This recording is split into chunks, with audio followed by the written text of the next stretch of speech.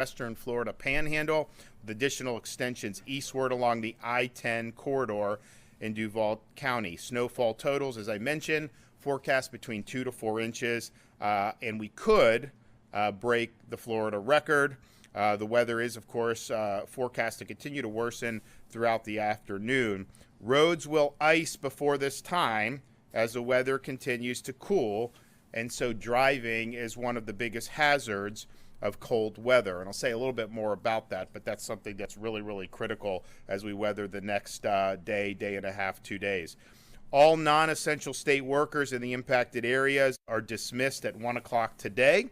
There are some state offices and counties in Western Florida that have already closed or will be closing sooner. As of now, state offices in impacted areas will be closed tomorrow, Wednesday, January 22nd. Localities will make independent determinations about closures with respect to things that they have control over. So please listen to your local officials and your local emergency announcements. I don't have to tell anybody that we're not necessarily used to walking in a winter wonderland here in Florida. This is atypical weather for our region. Even northern Florida, which is traditionally cooler than southern Florida at this time of year, we are not used to seeing significant snow accumulation. Now, our infrastructure is designed differently than states that are used to this. I mean, if this were South Dakota, they would just shrug their shoulders. We are designed a little bit differently. Now, the state has done a lot to prepare, but I would say that you have the opportunity to just recognize that the road conditions, driving in icy conditions, can be very, very hazardous. And that's true anyways, but you also have Florida drivers, which, look, North Florida may not be the level of South Florida in terms of the driving, but when you are in these icy conditions, there's a lot that can go wrong. And if deteriorate, when we've had these freezes in the past, we have had some significant mishaps. I know 2012, 2018, that was before I was here, but there were some serious mishaps. Now, we have signed an executive order ahead of this anticipated weather. We are at a level 2 here at the State Emergency Operations Center. We're going to continue to work. Now, the Florida Department of Transportation has identified priority routes along I-10 and I-75 in North Florida. They've reviewed them for possible concerns like leaning trees, low electric lines. These are going to be priority corridors for pre-treatment and de-icing if necessary. FDOT did begin the pre-treatment of state-owned bridges, so over 600 bridges in the affected region, for ice on Monday, and they have sprayed them for ice. They continue to renew the spray throughout the day between the rain events. Over 250 Florida Department of Transportation team members and nearly 200 pieces of heavy equipment stand ready to support with pre-stage items including de-icing chemicals, 11 snowplows, believe it or not, in the state of Florida. We're mobilizing snowplows. 120 truck spray rigs to distribute de-icing chemicals on roadways, 25 spreaders to distribute de-icing chemicals on roadways, generators standing by for traffic signals as needed, and other heavy equipment including skid steers, tractors, front-end loaders, and chainsaws. Efforts are being made to prevent freezing on movable bridges by warming gearboxes and ensuring the ability for additional bridge movements if needed during extreme cold. 40 heavy equipment items have been deployed from Central Florida to assist with operations across the northern part of the state. FDOT is working with Alabama and Georgia Department of Transportation to coordinate de-icing of shared bridges, particularly at state lines, to ensure safety and functionality. Rest areas and welcome center facilities have implemented winter weather plans and appropriate protocols to make sure those facilities remain functional. Way stations have increased staffing levels to ensure operations remain functional on our roads for commercial travel for as long as possible. FDOT Rangers have expanded overnight patrol service with a flexible approach to repositioning teams based on need across North Florida. Now, as of right now, all airports are open and operational. However, each airline determines cancellations for the flights that they are doing, and there have been cancellations that have already been issued, and we anticipate there likely will be more cancellations. And so if you're planning to fly into North Florida or fly out of over the next day, that could be something that the airlines will cancel. So just stay tuned on that, but anticipate that could happen. Several school districts across the Panhandle and Big Bend have also announced school closures in anticipation of dangerous weather conditions. For more information on school closures, go to fldo.org/storminfo. Some counties are opening cold weather shelters. Now, it's possible you can have interruption in power. People should know that that's a possibility.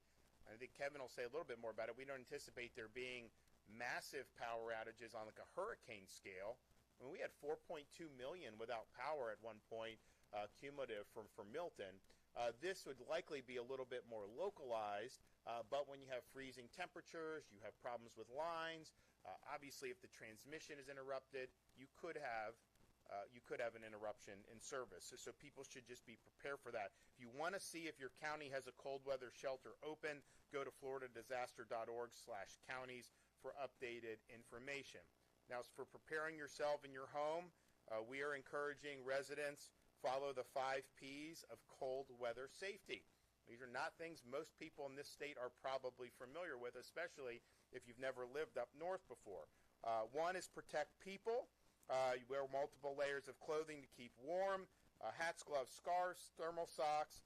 Just assume that you may have an interruption of heat. If you don't have heat, then obviously that's going to be even more significant. Protect pets. If you are cold, they are cold. Bring your pets inside during cold weather or ensure they have proper shelter and warm bedding if kept outdoors. Protect pipes. Insulate water pipes in unheated areas and let faucets drip slightly to prevent freezing during cold spells. Protect plants. Bring your favorite plants indoors or cover them up with sheets or blankets so they don't freeze. Practice fire safety. Use space heaters safely. Don't use fuel-burning devices such as grills indoors. Now, I mentioned that we could have power outages. Resources are available. We're in contact with the utilities, both the investor-owned utilities as well as the co-ops. People are ready. If there is a need for more, we'll be able to facilitate that aid. I mean, similar to what we do during a hurricane, not the same pre-staging in terms of the massive numbers because we do anticipate it to be localized, but there are additional resources available if they need to mitigate power outages.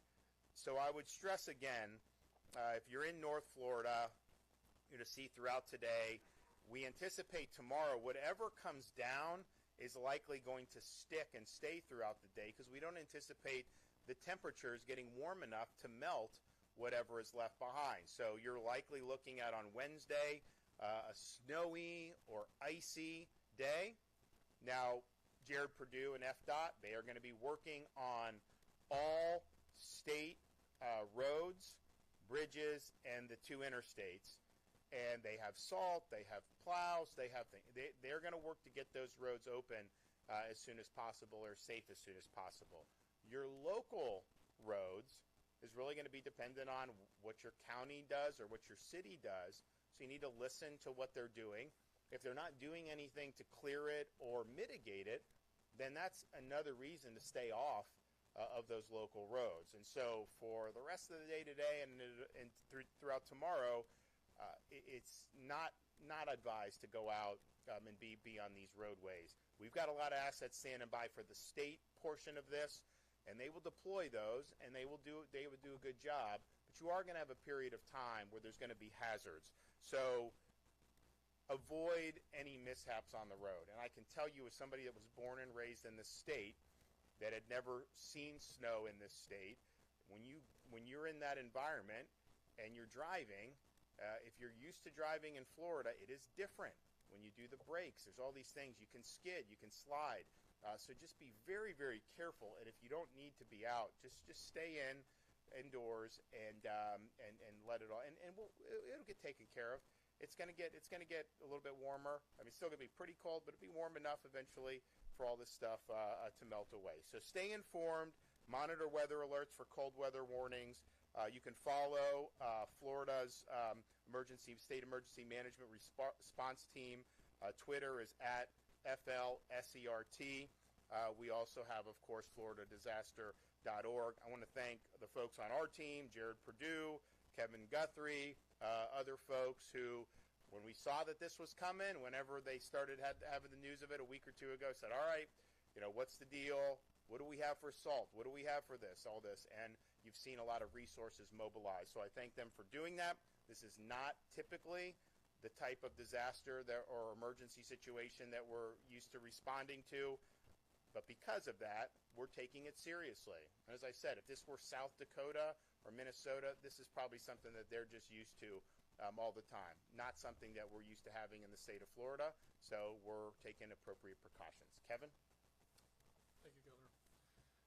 Picking up where the governor just left off, emergency management agencies were there to prepare. And as the governor said, over the last 10 days, we have been preparing.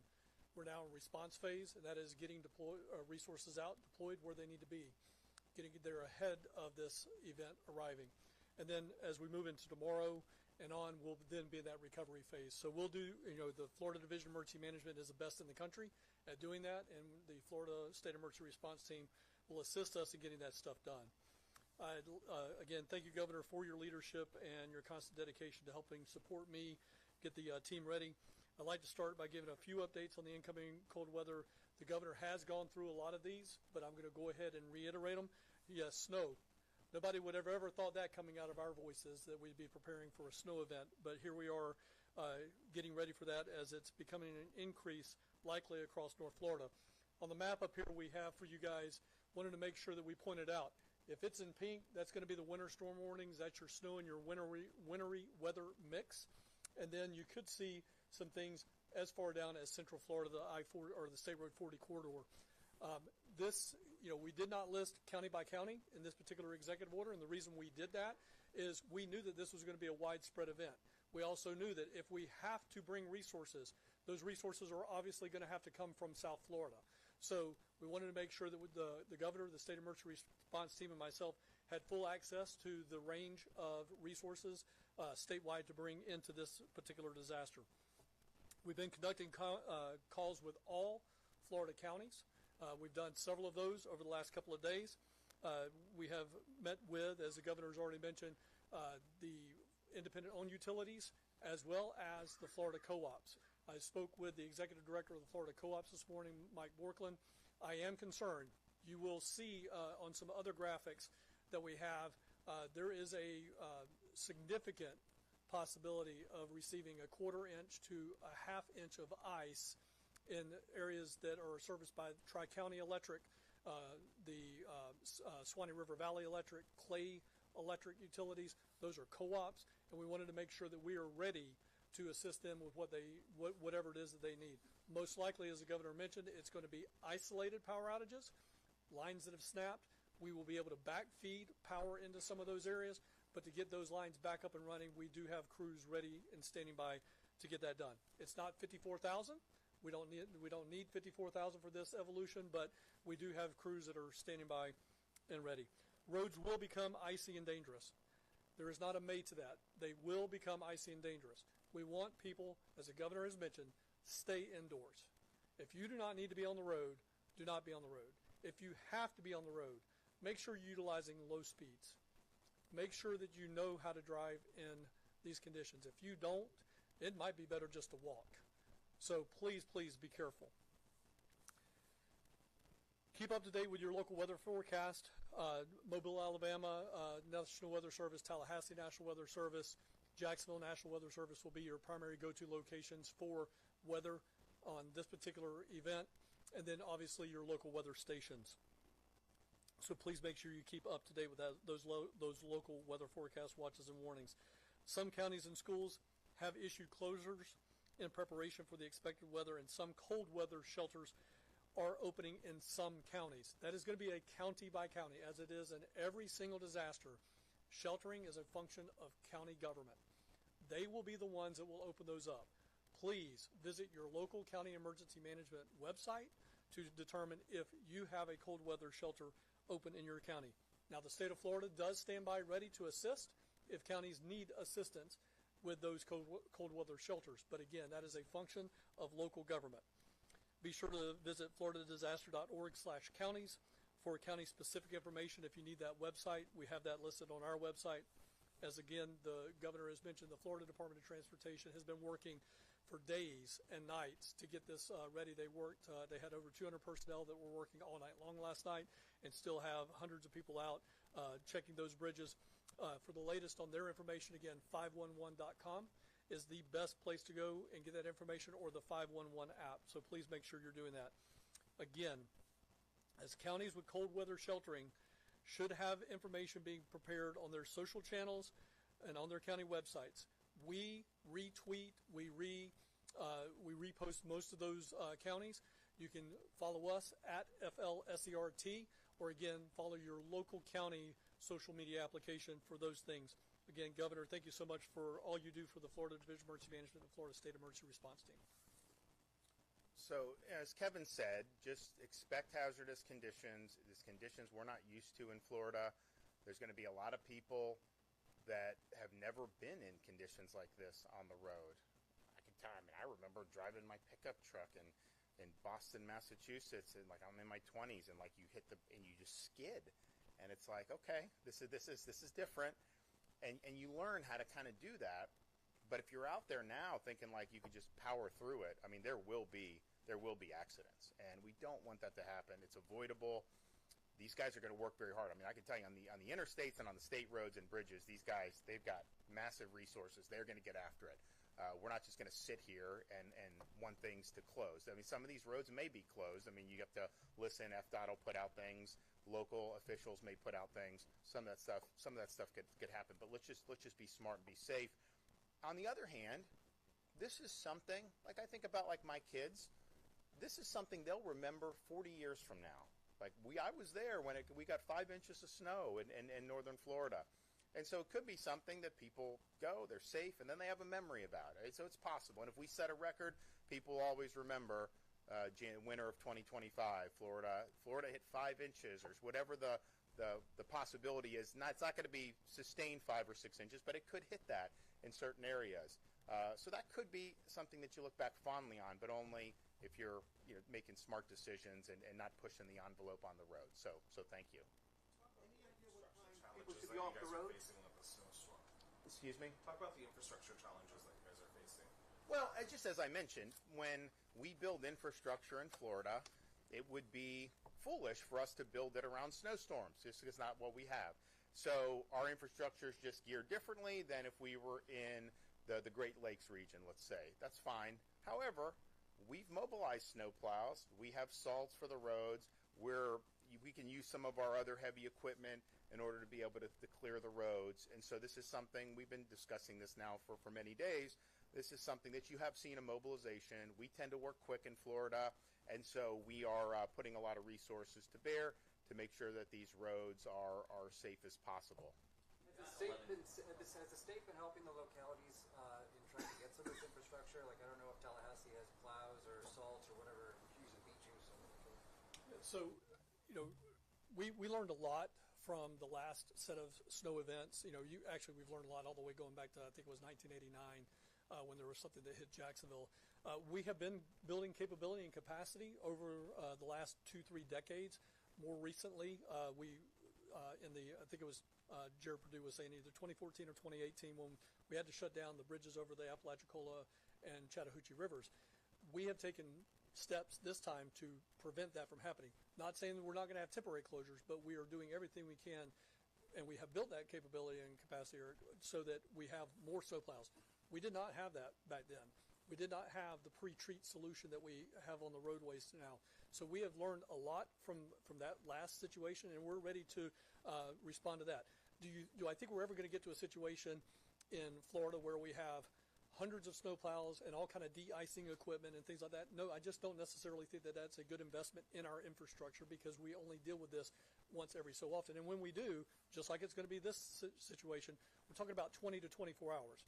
So I think with taxpayer dollars, it's much smarter to have a more thought-out, smart, effective response. For example, we're pre-staging a strike team of rescue units on the other side of the Apalachicola River so that we can help beef up that ambulance response time if those fiscally constrained counties west of the Apalachicola River need them. We're doing things like that make smart investments as we respond to this particular incident. Just keep in mind that whatever your locality has or doesn't have, I mean, those roads, we may have the state roads and the interstates cleared quick. It's possible, right? I don't know. We're not necessarily micromanaging everything they're doing to clear their roads, but just know that those roads could be hazardous, maybe even starting now in Pensacola area, but certainly throughout this afternoon. And then tomorrow, you are just going to have accumulation. There's going to be ice. There's going to be snow. We don't think it's going to be warm enough for that to really melt. So that'll be there. Now, our guys for FDOT are going to focus on the state bridges and state roads and the two major interstate thoroughfares. But be very cautious when you're going on some of these local roads, because you don't know if they may not have been treated at all. They may not have done any plowing. They may not have done any salting. And yes, it's not like they should be stocking up on. I mean, your municipality or a county, you have limited budgets. You got to make decisions. For them to be stockpiling snow plows for a once-in-a-decade type thing, that's not the smartest thing to do. So it's not a failing at all on there. But it just may be the case that over the next 24 hours, that some of those roads, may continue to have accumulation in excess of what some of the state is. People should plan to be off the roads. Kevin, you want to? So the timing is going to vary, and I wish I had the slide up here in front of me right now to show you. But it obviously, as the governor just mentioned, we know that we have snow on the ground in Mobile, Alabama. That is happening. That's going to continue to work its way into the state. Most likely, as we're talking right now, we've probably got snow starting to fall in Pensacola, Escambia County. So it's going to progress all the way across the state. Much like when we have a hurricane, there's going to be front with this, and we will make decisions based on that. Again, we make decisions. We make the decisions on the government office closures for the state of Florida, but local counties will make those decisions on when they want people to stop driving in their areas based on that arrival of that wintry precipitation mix.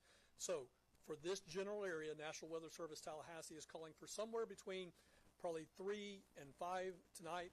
So that's why the decision was made here in Tallahassee for us to let individuals that are in state government go home at 1 o'clock today and get those people home, off the road, and safe.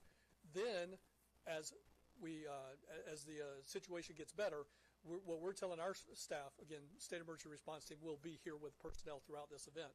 But as our staff feels safe to get back to the EOC based on conditions that they're synthesizing in real time, and I know this was mentioned yesterday. I'm going to go off topic here for just a second, Governor. I know yesterday the president said something about using common sense.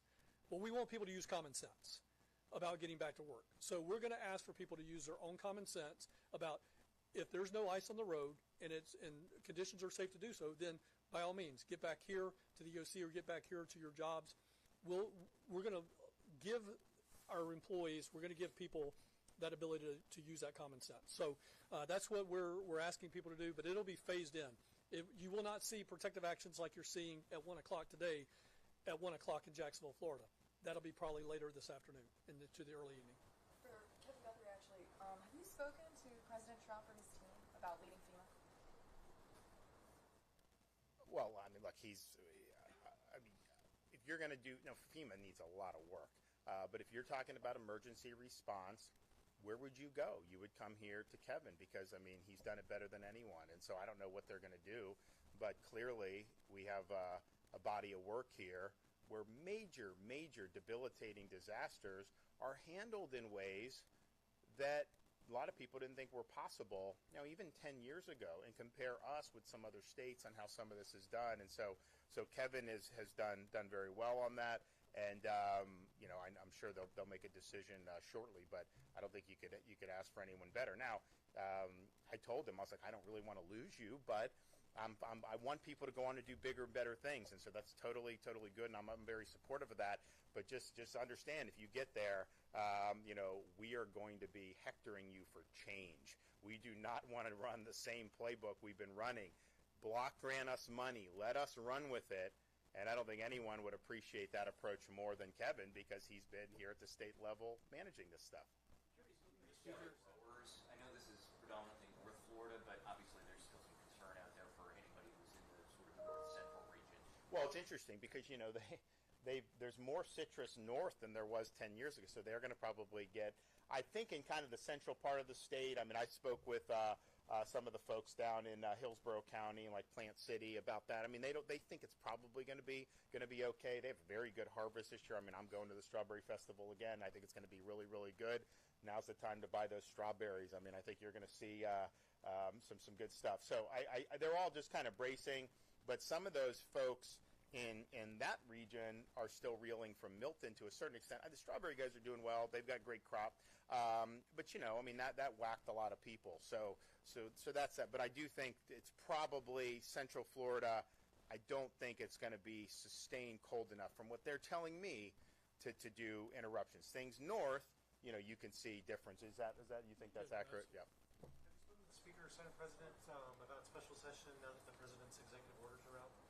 I anticipate doing that. I was up at the inauguration yesterday. We got back last night. We've been really working this issue now, and we're going to see it through. Obviously, I don't know if those guys are in town. They were scheduled to be, but because of the weather, so we're going to do. But clearly, I mean, man, if you look at those executive orders, I mean, there was a lot of really good ones, but the immigration, this is really, really strong. And the president came out of the gate very, very committed. And I've been saying this was going to happen because, I've been talking to him about it. We've been talking to their staff. So we knew that they were going to come out really strong. And now it's happened. President mentioned in his speech that, the states need to be on board here. I think you're going to see them go after sanctuary jurisdictions. I know that was in one of the orders, and hopefully in the budget process as well. But here in Florida, we lead in Florida. We don't wait. We don't wait to see what the political temperature is. We get out, we lead, we get the job done. We have an opportunity to make a difference on an issue that the voters have cared about really, really intently for a number of years. This is the time. How many Republicans have been elected running on the border and immigration excesses in the last 20 years? I mean, it's been like a perennial issue. So now we have an opportunity to make a real difference. We have a great roadmap, and we have a great series of proposals that we've been, and it's not just me working on that. There's huge numbers of people in the legislature that have embraced this over the years. Some of them are willing to speak publicly now. So now's a great opportunity. We have it. And then you look at some of the other things, the election integrity. If you had to say like the two issues that have animated at least the voters that sent us here as Republicans, I'd say immigration and election integrity. Those got to be two of the top three for sure. So we have an opportunity to remedy the fraud we saw with these petitions and make sure that is done, get that done right away. And then there's some other issues that I know a lot of Floridians have cared about, the fallout from the two hurricanes. We responded very quickly. I think the federal government under President Trump is going to be much better at block granting money so that we'll be able to distribute to farmers, all that stuff. But we have some stuff that we can do very easily, and a lot of people say that they want to do it. Why would you wait till July 1st for that money to be available? Wouldn't you just want to get it out now and get moving? That'll help the rebuilding. And then on these condos, I mean, look, there's a lot of people that are facing debilitating assessments. And we can sit here and say, well, the condos have been mismanaged for decades. Yes, I understand that. But this is a legislative mandate that was put forward from Tallahassee that is causing. So can we give them peace of mind and reform this in a way that's not going to have those unintended consequences? I think we can, and so I'm ready to do that for sure. So we'll talk to them, but clearly I don't think you could have a stronger mandate for action on the issue of immigration than what we have right now. And Florida leads. We don't wait. We don't wait for what other states are going to do. We'll get out there. We'll lead. We'll do what needs to be done to protect our people. And then you know what will happen? Other states will follow suit. That's what happens. That's what's happened. But, it's interesting. The Congress, they just passed, we're going to protect women's sports. They passed a bill through the House. And I'm thinking to myself, didn't we do that like 5 years ago? We did that years ago. You look at some of the stuff where they're going after the DEI and the woke and the executive orders. Great executive orders. We did that years ago where we were pioneering that. And we were doing it at a time when it wasn't as popular to do. Now it's kind of fallen out of favor. People are saying, it's on the defensive. Back then, it was on this surge, and we said no in Florida and really led the way on all that. So that's just how we roll here. And I know, because I know a lot of these guys in the legislature and have worked with them for years, they take pride in leading on these issues compared to other legislators. They don't go around saying we're going to wait to see what these other states do. They want to come out and do. And that's why you have people from other states that come visit Florida. People visit Kevin. Hey, how are you guys doing this? They'll visit Manny Diaz. How are you guys handling education? Tell us about that. They'll visit Jason Weed. How are you guys handling the healthcare stuff? How are you handling this? And they come and they look for the templates here in the state of Florida. So let's continue to lead. I think that we got to lead. I don't think we can be timid, and I don't think we can be passive. Keep calling them back if they just did that special session snub where they gaveled in, gaveled out, didn't do anything? I think you can view me as like a dog that's got you on the ankle on immigration. I am not just going to let go. We are going to get this done. And look, if they want to go on the record and actually vote down good proposals and then be held accountable by their constituents, that's one thing. But we are not just going to sit idly by. We are going to use every tool at the disposal to be able to get the job done. And, the thing is, the legislature, or not the legislature, just the two leaders pointed out, the governor can't pass legislation. Obviously, that's basic separation of powers. But I have constitutional authority to call them into session on these particular issues. They have a decision to make about how they want to handle that. We know how the voters want it. They want to get the job done. They want to make that happen. And so I think it's fine to kind of say, hey, the legislature, we're not going to let the governor drive the train or all this other stuff. The problem, though, they have is they don't have a political mandate for that. They ran for election. How many people won a Republican primary in the last 6 years saying they were going to oppose the governor on the agenda? Zero did that. I can tell you because they asked for my picture to be in their literature.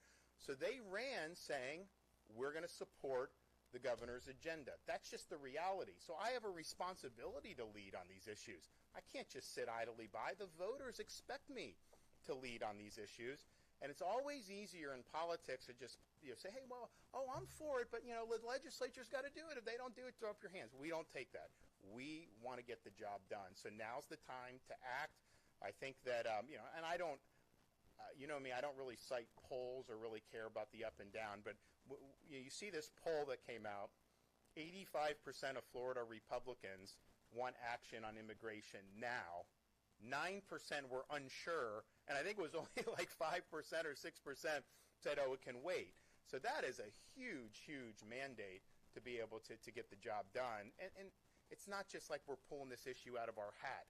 This is the central issue that has animated our voters for 4 years under Biden. President Trump coming in, as great as the executive orders were, the fact of the matter is this is like a hanging curveball with how bad Biden's done. I mean, of course you have to remedy this stuff. No one has thought that you could possibly sustain policy as bad as Biden did on the border, but yet that's what he did. So now's the time to act. I'm confident we're going to be able to get the job done. I know there's a bunch of different issues. But I would say in terms of the level of ripeness, I would say the immigration and the election integrity and petition security, that those are ripe. Those need to be tackled immediately, and we'll use all the authority that we have under the Florida Constitution to ensure we're doing the people's work. Thanks. Attorney General appointment, any timeline? My Attorney General appointment will be done when I'm confident we've gotten all the stuff we got floating around here done and on the right track, and then we'll go ahead and pull the trigger on that.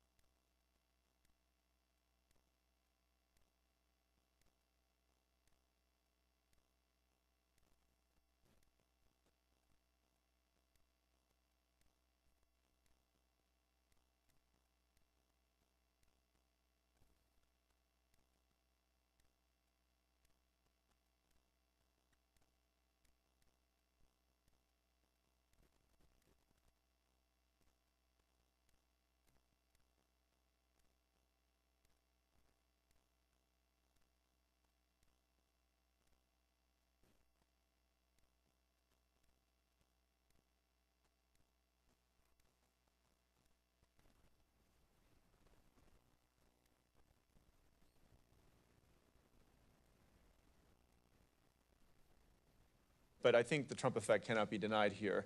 To have the leader of the largest GDP country in the world come out undeniably and say that he wants to be the first crypto president, he wants the industry to be built in America, that he's going to direct every agency of the U.S. government to work towards clear rules which enable innovation.